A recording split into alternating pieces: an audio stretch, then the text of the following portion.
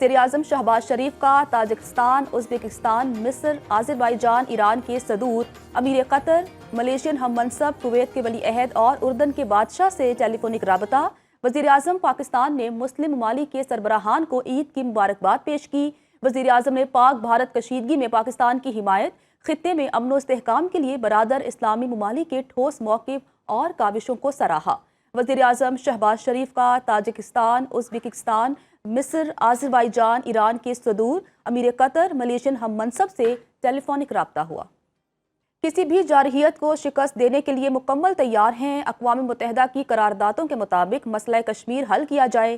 Field marshal Syed Asim Munir का ईद पर line of control पर अगले मोर्चों का दौरा। अफसरान और जवानों के साथ ईद उल अज़हा मनाई।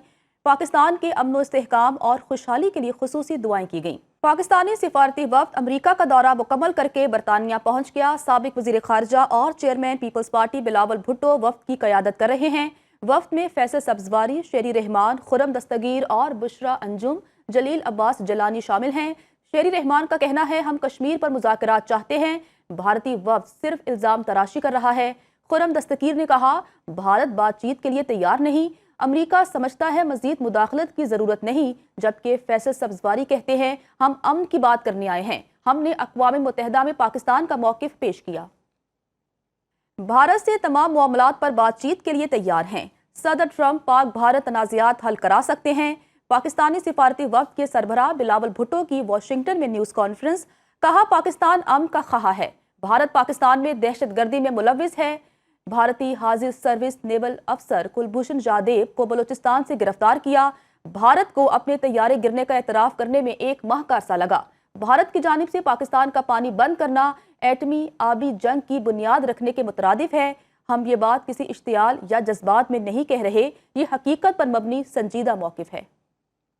भारत के खिलाफ फतह के बाद कौम इस ईद को ईद फतह के तौर पर मना रही है।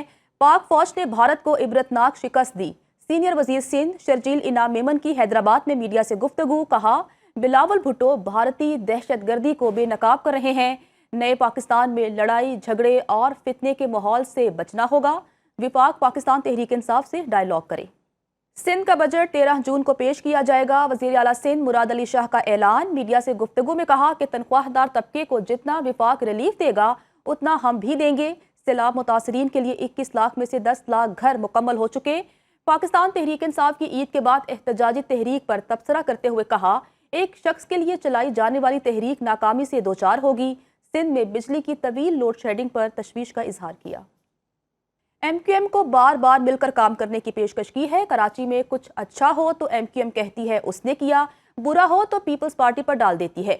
मेयर कराची मुर्तज़ा वहाब की मीडिया से गुफ्तगू। कहा, आइन में ये नहीं लिखा कि खालिद मकबूल सदीकी बोलेंगे और सूबा बन जाएगा।